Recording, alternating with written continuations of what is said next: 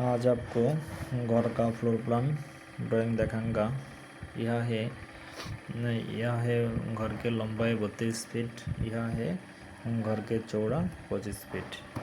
3 bedroom के घर का फ्लोर प्लान दिखाऊंगा। 3 bedroom 2 bathroom 1 kitchen 1 dining room के फ्लोर प्लान दिखाऊंगा।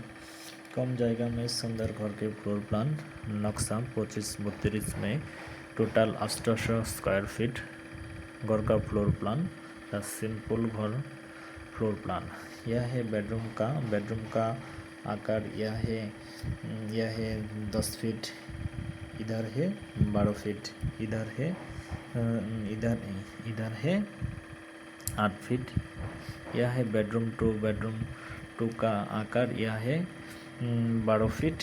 इधर से 12 फीट। यह है बेडरूम 2। यह है बेडरूम 3 का रूम का साइज इधर से 10 फीट। यह है 12 फीट।